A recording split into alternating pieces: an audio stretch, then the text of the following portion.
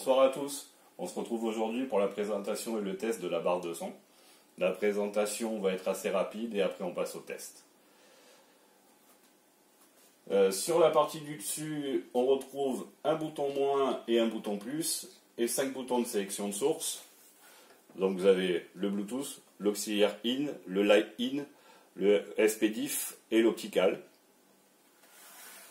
Après, sur la partie arrière, il y a le bouton power, qui est d'ailleurs très mal situé parce que pour l'atteindre, si vous voyez, il est juste ici. Donc pour le trouver, c'est pas évident comme ça. Alors moi j'ai fait plus simple, je l'ai relié directement à une prise Wi-Fi. Donc du coup je l'allume grâce au téléphone et j'ai plus besoin de chercher le bouton partout. Et après donc vous avez toutes les connectiques à l'arrière adéquates. Donc voilà, pour la présentation c'est pas plus long que ça.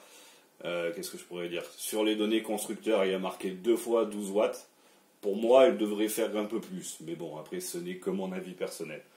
Donc voilà, maintenant on passe au test. Une petite vidéo YouTube avec un mix pour vous puissiez apprécier un peu les différences de son entre les aigus, les graves, les basses.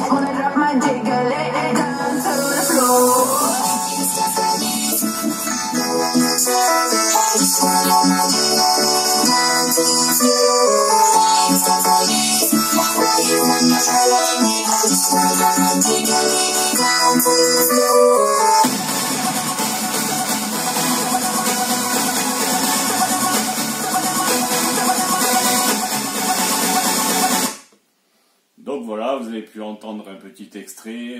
Certes, vous avez remarqué au niveau des basses, ce n'est pas une question de basse. Mais pour ma part, je trouve que ça remplace bien un ensemble pour pas trop cher et ça vous permet d'avoir un meilleur son déjà sur la télé. Bon, après, c'est sûr que pour la musique, c'est pas tip top non plus. Mais bon, moi personnellement, ça me satisfait amplement. De toute façon, on a tous des voisins, on peut pas mettre à fond toute la journée. Donc voilà. Ben, merci de m'avoir suivi, enfin d'avoir regardé. C'est un peu moins une catastrophe que la précédente. Enfin, j'espère. Je vous remercie. Allez, à bientôt.